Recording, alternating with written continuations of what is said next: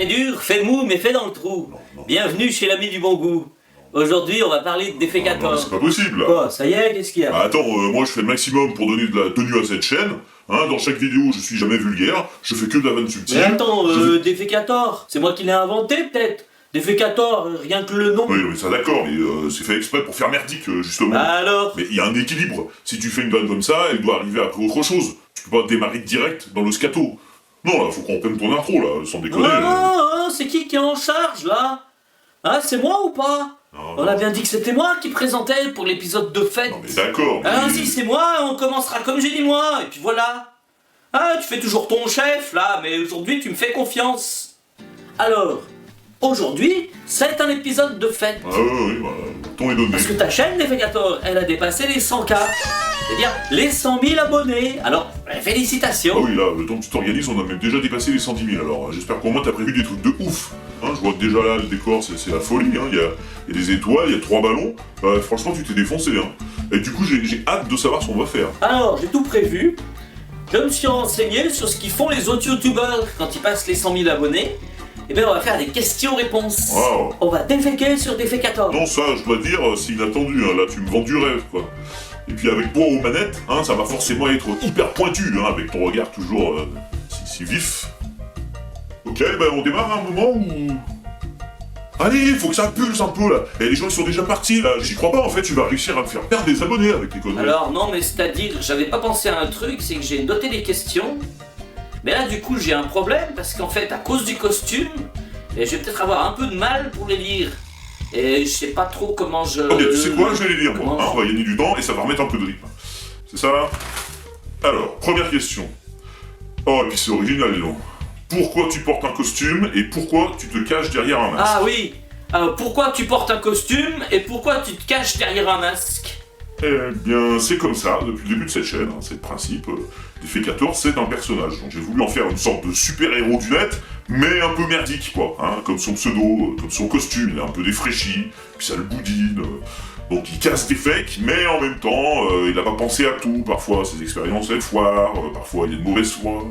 Et l'autre truc, c'est que contrairement à la grande majorité des youtubeurs qui montrent leur tronche, moi, je veux pas faire une chaîne centrée sur la petite personne. Moi, ce qui m'intéresse, c'est de parler du fond. On en a strictement rien à battre de savoir la tête que j'ai, si j'ai bonne mine ou pas, si j'ai bronzé, si j'ai grossi. Ah, de toute façon, en général, tu grossis. Ouais, bah justement, on parle de la terre plate, on parle pas du ventre plat. Et tu vois, ça c'est le plus grand intérêt du costume, c'est de repérer tout de suite ceux qui n'ont rien à dire d'intéressant, mais qui ont besoin de l'ouvrir quand même, quoi. Du coup, comme ils n'ont aucun argument sur le fond, ils font diversion, ils te parlent du costume. Moi, j'essaie de faire en sorte qu'on dépasse un peu les apparences, et ceux qui en sont pas capables, bah comme ça tu les vois venir tout de suite.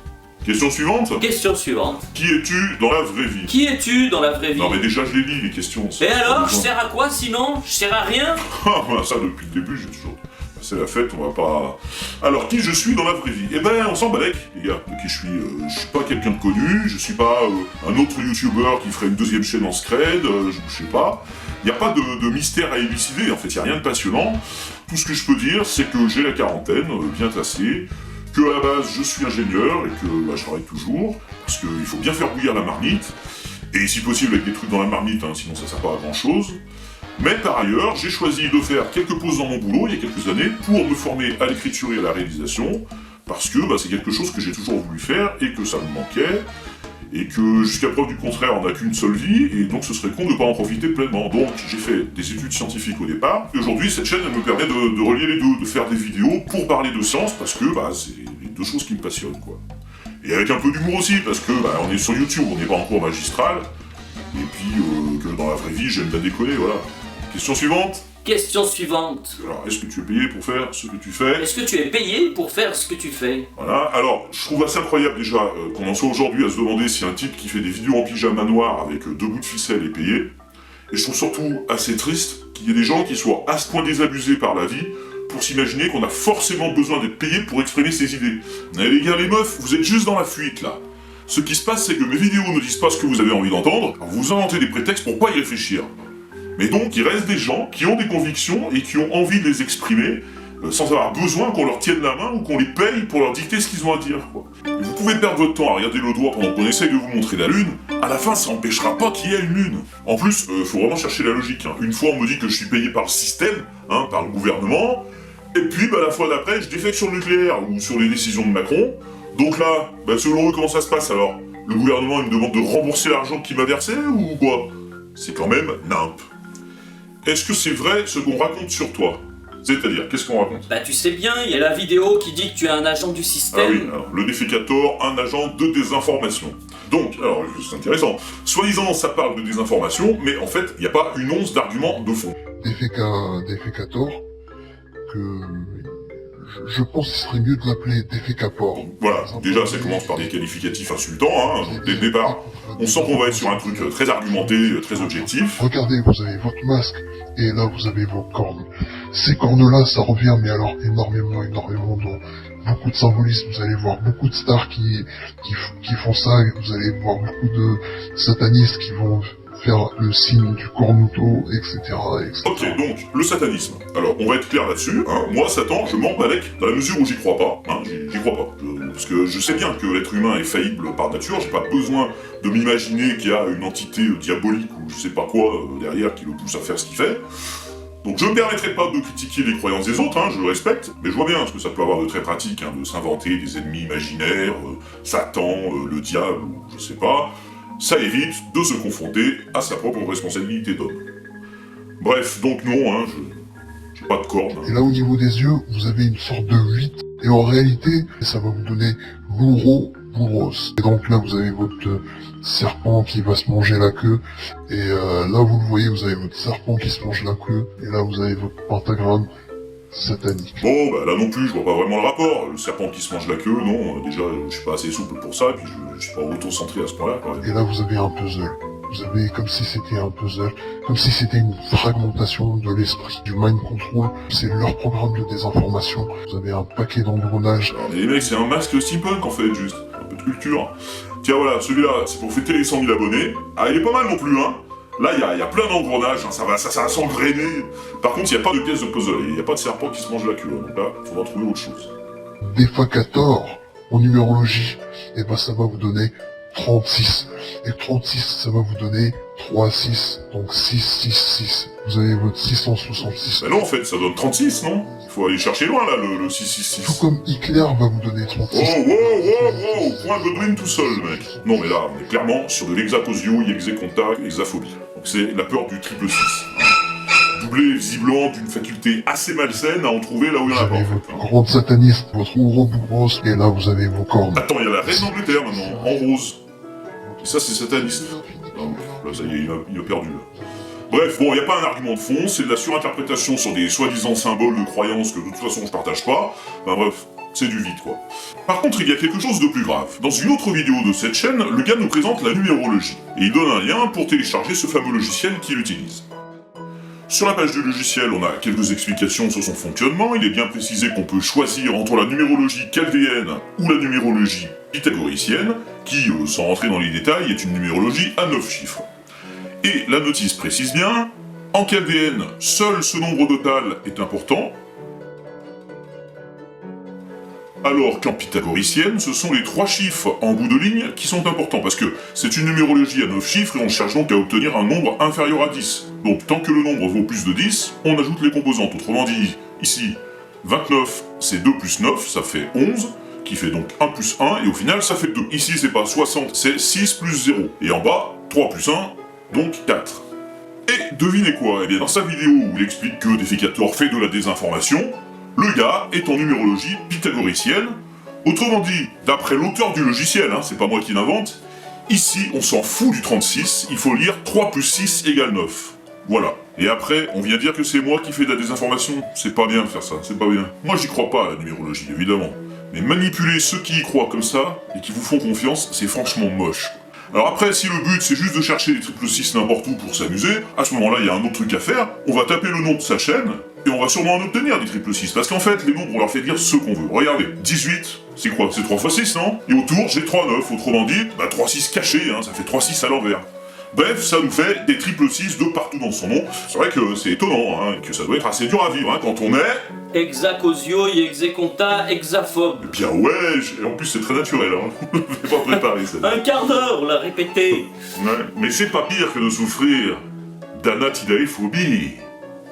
c'est la peur d'être regardé par des canards. Mais non, ça va, t'as pas l'air atteint en fait. Non mais oui, mais évidemment. Quoi? Mais qu'est-ce que tu dis? Non mais rien, laisse tomber.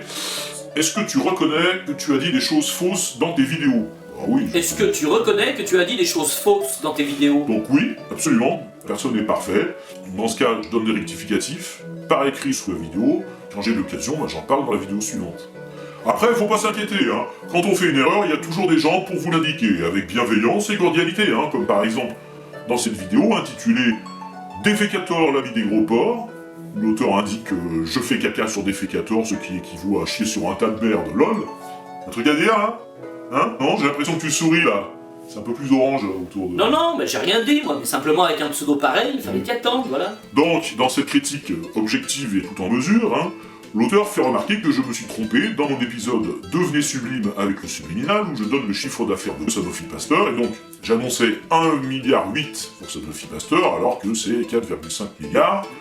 Donc j'avais consulté une mauvaise source, puisqu'elle donnait que le chiffre d'affaires d'une branche du groupe et pas du groupe total. Et voilà, bah, ça arrive, hein, dans les coms, les gens apportent des précisions, et c'est aussi pour ça que ça vaut le coup de s'intéresser aux coms. Après, attention, tout le monde n'est pas aussi bienveillant que ce monsieur. Regarde, par exemple, cette vidéo-ci, on y apprend que j'aurais dit plein de conneries sur les vaccins. Donc c'est pour ça que moi je vais juste complémenter ce qu'il a dit, faire exactement ce qu'il a fait, c'est donc déféquer les fakes, mais sur sa propre vidéo. Donc ça, c'était en novembre 2017, hein, dans la foulée de la sortie de mon épisode. Cette vidéo aujourd'hui n'est pas un clash, donc désolé de vous avoir trompé, mais ce que j'ai fait aujourd'hui, c'est un trailer pour annoncer la prochaine vidéo. Parce qu'aujourd'hui même, je n'ai pas la connaissance pour affirmer ou critiquer certaines choses. N'hésitez pas à mettre des commentaires en dessous de la vidéo pour soutenir ou critiquer les vaccins. Déjà, ça me permettra déjà d'avancer beaucoup dans mes travaux, savoir où je peux partir. Bon, alors déjà, ce qui est frappant quand on regarde un peu le nombre de vues sur cette chaîne, c'est quelques dizaines par vidéo, hein. Donc là, en mettant dans son titre des mots un peu percutants, vaccin, clash, Défécator, le mec est monté à plusieurs milliers de vues. Donc on peut dire que son teaser a attiré du monde. Par contre, péton flop, on est 8 mois plus tard et on n'a jamais vu cette fameuse vidéo de réponse. Pourquoi? Eh ben, je sais pas. Tout était soigneusement documenté quand même et soigneusement sourcé. Donc on n'était pas franchement dans l'opinion et la subjectivité, là on était dans les faits et dans les données vérifiables. Donc, pour venir contredire ça, il fallait se lever tôt. Et visiblement, le mec est resté couché, ou je sais pas. Je vous invite aussi à faire vos propres recherches. Voilà, bah, il a dû se perdre en faisant ses propres recherches. Et pendant ce temps, vous avez des personnes qui ne peuvent pas être vaccinées et qui crèvent de la rougeole. Parce que dans leur entourage, il y a des gens qui ont fait leurs propres recherches et qui ont estimé que c'était pas utile de se faire vacciner. Vous faites comme en Ukraine en janvier. Vous faites rien, et vous attendez qu'il y ait une épidémie. Hein, parce que là, bizarrement, ce qu'on constate, c'est que dès qu'il commence à y avoir des enfants qui crèvent de la rougeole pas loin de chez vous, bah tous les gens qui, la veille, faisaient leurs recherches et étaient furieusement anti-vaccins, là, ils se retrouvent à aller faire vacciner leurs gosses en 4ème vitesse. Hein, à tel point qu'on voit des ruptures de stock de vaccins, quoi. Alors vous allez me dire, eh bah c'est humain, bah non, ce qui est humain, c'est de commencer par utiliser dès le départ tout ce qui fait notre spécificité d'humain, c'est-à-dire notre conscience et notre cerveau. Allez, next. Est-ce que tu as vraiment été arrêté à la fin de l'épisode dans le train? Ah oui, est-ce que tu as vraiment été arrêté à la fin de l'épisode dans le train? C'est vrai que j'ai dû redire cette question plusieurs fois. Non, les gars, là, faut rester aux aguets. Faut pas vous laisser avoir. En règle générale, les gags à la fin des épisodes, c'est de la fiction. Déjà, le premier truc qui doit vous faire tiquer quand vous regardez cette scène, c'est qu'à aucun moment, on voit quelqu'un d'autre dans le wagon. La caméra, elle reste orientée sur moi, on entend des tas de voix, mais on voit jamais les gens. Et il y a même un moment, si on fait un arrêt sur l'image au moment où le téléphone tombe, où il y a quelqu'un qui est en train de dire « Laissez-vous faire !» On voit très bien qu'en fait, voilà, il y a personne qui me tient. Donc c'est joué, c'est un sketch. Alors, je vous dis pas non plus qu'il a été simple à tourner, hein, parce que en fait, ça a réellement été tourné dans un TGV, mais pas sur un tronçon à grande vitesse, c'était juste avant le terminus, donc en général, tout le monde descend à l'avant-dernière gare, et donc sur la dernière portion, le train, il est assez vide. Et donc pour une fois, j'avais un complice, donc c'était pas toi, c'était un pote qui est resté à l'entrée de la voiture et qui devait prévenir si quelqu'un se pointait. Et c'était chaud, parce que habillé comme un terroriste dans un TGV en plein plan Vichy Pirate, c'est vite fait de finir en garde à vue. Et évidemment, on n'avait pas demandé l'autorisation à la SNCF, parce que bon, on l'aurait jamais eu. Donc c'était du fake, mais il y a eu un peu de prise de risque. Ouais. Ah, alors par contre, une autre fois où ça a été plus chaud, c'est quand les flics ont réellement débarqué. Là, c'était quand je tournais l'épisode sur le nucléaire, le moment où je faisais tomber les panneaux. Donc là, j'étais tout seul pour celui-là. C'était l'été, je m'étais levé à genre 5h du matin, dimanche, pour aller tourner les scènes. Hein, normalement, c'est une heure tranquille. Et pourtant, il y a un moment, t'as un cycliste qui est passé là, sur une route un peu plus loin, et j'ai bien vu que le mec me regardait bizarre, et il s'est mis à pédaler plus vite, mais bon... Sur le coup, je me suis dit, c'est pas grave, ça lui fera un truc sensationnel à raconter à sa femme quand elle se lèvera. Il devait être genre 6h, quoi. Poulet, quoi, je te demande un peu, faire du vélo à 6h, les gens sont pas normaux aussi. Enfin toi, à 6h, tu démontais un panneau stop. Ouais, c'est pas faux. Bref, max, un quart d'heure plus tard, je vois arriver une camionnette de gendarmerie. Alors dans l'épisode, j'ai gardé le son d'origine. Avec le flic qui me demande si je suis Batman, parce que franchement, quand tu l'écoutes à froid, c'est trop drôle. Mais la scène, je l'ai rejouée, parce qu'en vrai, c'était beaucoup moins visuel. Donc voilà la vraie scène.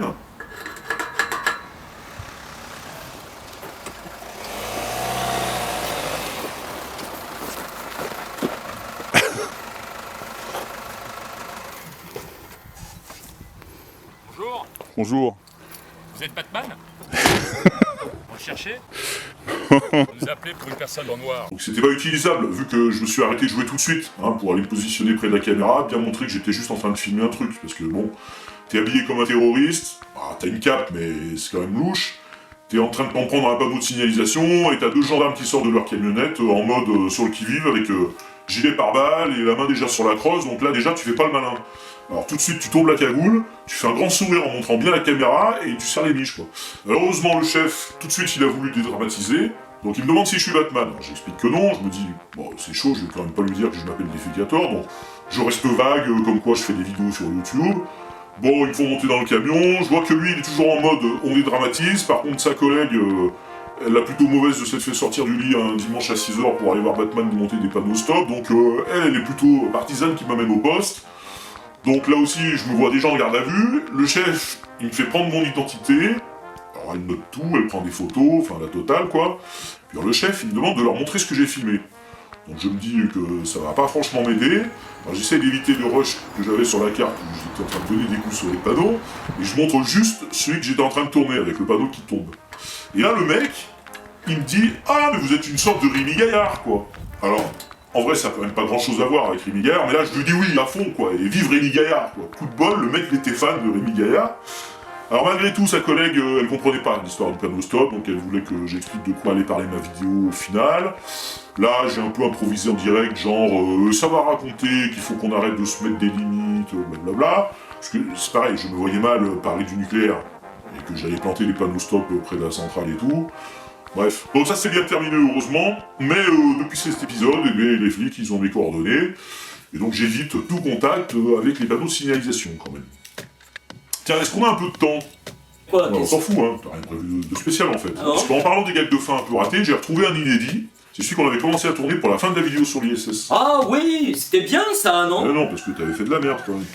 Alors, ouais, voilà. On voulait faire genre, c'est nous qui faisons bouger Rob Saluter dans sa parodie de l'ISS, puis après t'es parti en vrille. J'ai fait beaucoup de mal à l'humanité. Je demande pardon. C'est quoi ça? Non mais tu sais, je tourne comme Thomas Pesquet dans la station spatiale. C'est n'importe quoi là, comment tu veux que Non ça... mais tu arrangeras après avec des câbles. Des câbles, mais c'est pas comme ça que ça marche, mais tu comprends vraiment rien, hein. Je me demande pourquoi je t'invite à chaque fois, c'est n'importe quoi. Je sais pas, moi, tu m'appelles, je viens, c'est rigolo, on met les costumes. Ah ouais, mais voilà, Ouais, mais jusque là c'était un peu sérieux, ça avait de la tenue, et voilà, dès que t'interviens c'est grotesque. Et donc, costume là. Attends, tu crois que j'ai pas lu dans les forums ce qu'il dit sur ton costume à toi? Ok, C'est bon. n'importe quoi, on va couper, parce que là... T'as pas dit la phrase, faut dire la phrase. Quelle est la phrase que tu dis à chaque fois? Que l'obscurantisme retourne à l'obscurité. Chaud. En vrai c'était drôle, mais j'ai tout laissé tomber parce que comme le fond vert était pas parfaitement éclairé, j'avais galéré de ouf sur les incrustations, et j'ai jamais réussi à obtenir un truc propre et bien détouré. Comme quoi, faire du fond vert c'est pas évident. Allez, next. Est-ce que tu travailles avec toute une équipe? Toi? Est-ce que tu travailles avec toute une équipe? Voilà, ça c'est du travail d'équipe. Eh ben non, à part toi qui interviens de temps en temps devant la caméra, eh ben je fais tout seul. Et ça aussi j'y tiens, je sais que ma chaîne est très amateur, mais je veux être totalement libre et n'avoir de compte à rendre à personne. J'écris ce que je veux, je tourne comme je le veux, et du coup ça ressemble exactement à ce que je veux, et pour l'instant je préfère rester seul dans le navire. Seul dans le navire, oui, mais moi je suis là quand même. Oui, non mais t'es là, je te remercie pour tout ce que tu fais, et tout ce que tu foires aussi, mais ça fait partie aussi de l'esprit. Oh, arrête, tu vas me faire rougir. Oh bah non, ça, y a pas de risque. Alors en revanche, il y a des gens très importants pour la chaîne, et eux, je pense que ça vaut le coup qu'on les cite, c'est la communauté. Et en particulier, ceux qui viennent régulièrement participer aux commentaires. C'est d'autant plus essentiel que, vous l'avez remarqué, j'aborde parfois des sujets qui font légèrement polémique. Et c'est là qu'arrive l'équipage de la shitstorm. Alors, je voulais absolument trouver le moment pour en parler. J'ai repris quelques coms pour essayer d'oublier personne, mais forcément je vais en oublier, donc j'espère qu'ils m'en voudront pas trop. Vous avez d'abord les spécialistes, donc ceux qui vous font des réponses hyper précises, très argumentées, genre Apolloman ou Thomas Kundera. Et tout ça se passe en général dans un plutôt bon esprit, hein, avec une grande patience même, parce que quand le seul argument un peu décisif de votre interlocuteur, ça consiste à s'en prendre à votre mère, il en faut de la patience. Vous avez les infatigables, hein, qui répondent toujours présents même au cœur de la tempête. Alors parmi eux, il y a des purs snipers, hein. Vous voyez leur nom là, donc il y a notamment Ras-le-Bol du 29, Sans Atout, Lyrian 7, Raphaël Arquez, Setfort. Franchement, les gars et les filles, big up à vous. Et puis, il y a les vieux de la vieille, hein, Gamning, Fred Aves, Athéos. Alors, certains sont moins présents qu'au début de la chaîne, mais ils ont tous joué un rôle qu'à compter à un moment ou un autre. Et croyez-moi, la chaîne ne serait pas ce qu'elle est sans leur contribution. Il n'y a rien de plus motivant que de se sentir soutenu. Alors voilà, moi je dirais, si vous voulez contribuer à cette chaîne, c'est là que vous avez un rôle à jouer, dans les coms. Alors ensuite, il y a des gens que je remercie dans le générique à la fin de chaque vidéo, mais c'est l'occasion de le refaire ici. Ce sont ceux qui me soutiennent sur Tipeee. Donc, un gros merci bien merdique. Bon, et puis évidemment, un énorme big up, hein, qu'on va diviser en 111 111, là, mais bon, on est peut-être même déjà à plus, là, parce que chaque abonné doit avoir sa part. Une chaîne, ça n'est rien sans abonnés, alors les amis, j'ai envie de dire, on continue, on lâche rien, et ensemble, on déféquera toujours plus loin. Allez, une dernière, parce que moi, derrière, j'ai un épisode sérieux à terminer, là. Alors, quels sont les prochains thèmes dont tu vas parler? Quels sont les prochains thèmes dont tu vas parler? Ouais, mais ça, moi, je l'annonce jamais à l'avance. Par contre, ce sujet, vous me parlez beaucoup du 11 septembre, hein, ça revient souvent, mais franchement, je vois pas ce que je vais pouvoir apporter de plus sur le sujet, moi, 17 ans après les faits. Il y a un YouTuber qui a fait une série de vidéos que je trouve très bien sur le sujet, donc je vous mets les liens dessus, c'est le débunker des étoiles. C'est béton, c'est très argumenté, surtout il y a des sources de tout pour aller creuser tout ça par soi-même. Bref, moi je vous invite plutôt à aller regarder ce qu'il a fait. En revanche, moi j'avais fait un épisode sur les attentats de Manchester l'an dernier, donc l'épisode que YouTube m'a fait sauter. En gros, ça parlait de ces vidéos qui fleurissent sur YouTube dans les heures qui suivent un attentat, de gens qui vous expliquent pourquoi c'est un faux drapeau, à partir de zéro preuve. Et donc la vidéo, elle a sauté parce que je reprenais des extraits assez choquants quand même, de youtubeurs qui se foutaient carrément de la gueule des victimes, qui commentaient les photos de blessés ou des décédés, enfin vraiment pas beau à voir, quoi. Donc j'avoue que l'épisode, il était franchement déprimant, il donnait une assez piètre image de la nature humaine. Malheureusement, il faut bien regarder la réalité en face, En tout cas, moi je trouvais que c'était utile, mais bon, YouTube en a décidé autrement. Mais par nostalgie, je vais vous en redonner des extraits. Alors j'ai pas repris les extraits les plus violents qui ont fait que la vidéo a sauté, mais déjà le reste, ça vous donnera une idée de ce qu'il y avait dans cet épisode disparu. Alors après, parmi toute cette bande de brillants enquêteurs, là, qui sont capables de faire toute la lumière sur un attentat à Manchester en ayant le cul dans leur canapé, vous avez la dernière catégorie, c'est ceux qui analysent les symboles, les chiffres, les mots, tout. Donc là, on a un membre de la secte des adorateurs du numéro 23 qui a repéré plusieurs occurrences intéressantes du 23. Alors c'est vrai que, par exemple, quand ça s'est passé le 22, du coup, on était presque en route déjà pour le 23, donc ça se tient. Et après, il y a le spécialiste du chiffrement maçonnique, donc là, lui, c'est tout ce qui est en rapport avec la numérologie, mais façon franc-maçon. Hey guys, hey, let's get to this Manchester bombing. I started plugging the numbers in, and the big one they're using now, of course, is 18, the 3 6s, 19 dead, and I think 50 injured gives you 69, which is essentially cancer, the symbol cancer. Being in the northwest of London is significant. And if you remember, it was the Northwest Ambulance Company. Northwest is alluding to the moment of darkness starting. I hate to say it, but I gotta say straight out, this is a hoax. I like to dig into the numbers because I know that's really where they like to leave their imprint. Ok, donc là, les francs-maçons ont clairement signé leur forfait, c'est un hoax. Sauf que le 69, ça marche pas en fait, parce que des morts, finalement, il y en a eu 22. Il y en a pas eu juste 19. Donc voilà, ça c'est le problème de faire ces vidéos trop tôt. Alors, par contre, on en a un autre, on a le spécialiste des Skull and Bones, donc ça c'est une société secrète américaine, soi-disant proche des Illuminati, il y a eu beaucoup de présidents américains qui en ont fait partie. Skull and Bones-like events, people warned before they've happened, saying that it's likely an event will occur because it's 322, because this is how they operate. And again, we've seen it. Last year, we saw Brussels. This year, we saw the London Parliament attack on March 22nd, 322. Now, this event has reverse numerology involved with Skull and Bones. As occurring at 2233, it's 223 days until the end of the calendar year. So that's more 223, 322. And this is the Skull and Bones fingerprints once again all over it, folks.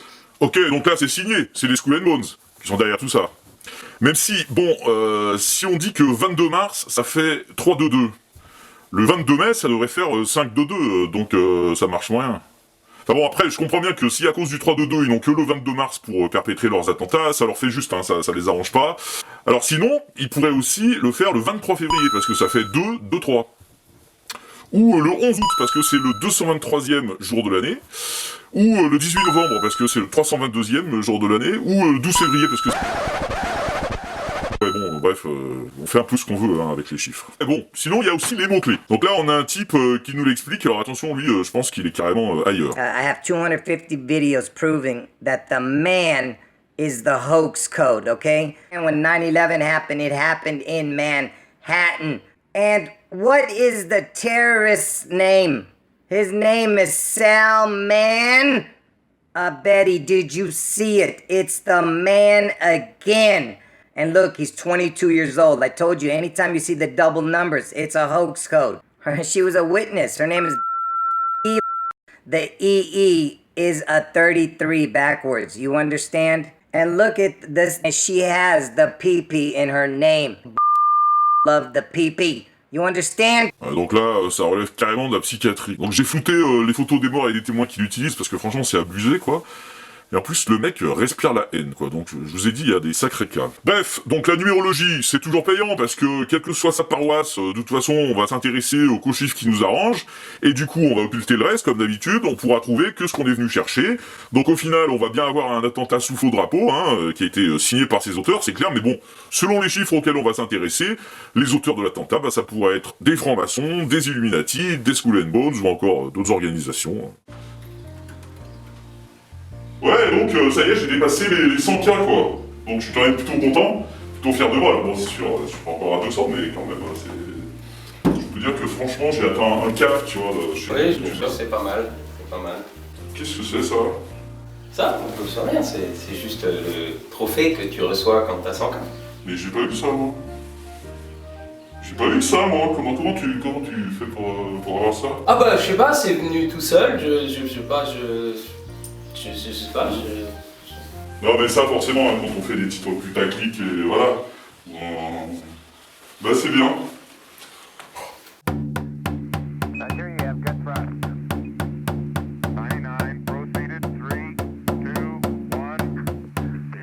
Anéanti, t'as pressenti qu'on t'a menti sans repenti. Chez les nantis, les parentis, empuantis du système. Appesanti, non consenti, c'est garanti. Peu démenti, qui tourmentit, c'est pas gentil, suce au système.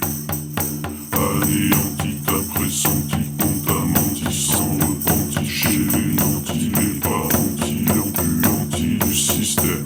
Appesanti, non consenti, c'est garanti. Peu démenti, qui tourmentit, c'est pas gentil, suce au système. Anéanti, t'as pressenti qu'on t'a menti sans repenti. Chez les nantis, les parentis, empuantis du système. Appesanti, non consenti, c'est garanti. Peu démenti, qui tourmentit, c'est pas gentil, suce au système. Anéanti, t'as pressenti qu'on t'a menti sans repenti. Chez les nantis, les parentis, empuantis du système. Appesanti, non consenti, c'est garanti. Peu démenti, qui tourmentit, c'est pas gentil, suce au système. Anéanti, t'as pressenti qu'on t'a menti sans repenti. Chez les nantis, les parentis, empuantis du système. Appesanti, non consenti, c'est garanti. Peu démenti, qui t'ont menti, c'est pas gentil, suce au système.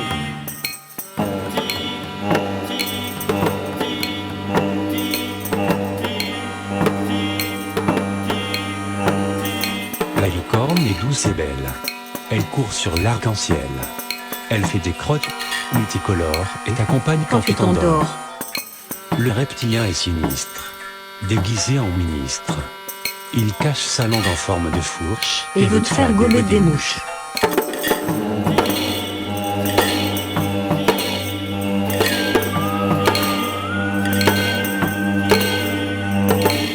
Le franc-maçon n'est pas franc. Ces murs pas transparents. Le bâtiment, ça bosse au black. Et ça sent toujours l'arnaque. Les Illuminatini. Mais n'en a-t-on fini? NASA, Nazi, Sadomaso, il y a des foisons de réseaux.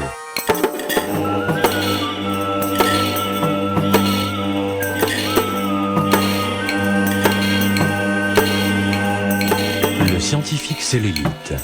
Il parle, rien tu n'oubites. C'est forcément donc une insulte qui met le doigt dans l'inculte. Dans ton monde imaginaire, tout est simple et binaire.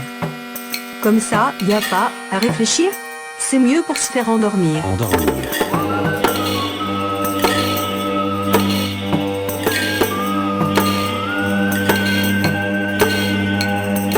Tu ne comprends pas quelque chose. Ne te remets pas en cause. C'est juste que le système nous ment. Et dormez bien braves gens. Et dormez bien braves gens. Et dormez bien braves gens. Et dormez bien braves gens. Et dormez bien braves gens. Tu ne sais même pas d'où ça vient, tu n'as de preuves de rien. Mais ça raconte qu'on t'a menti, bah ça peut pas être des conneries.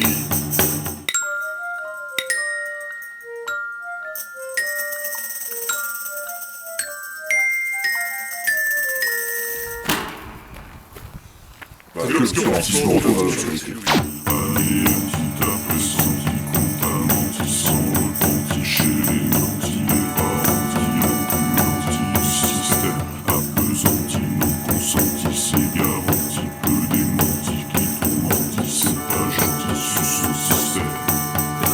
Anéantit après senti, compte un menti sans repenti, chez les nantis, les parentis, empuantis du système, appesantis, non consentis, c'est garanti, peu démentis, qui t'ont menti, c'est pas gentil.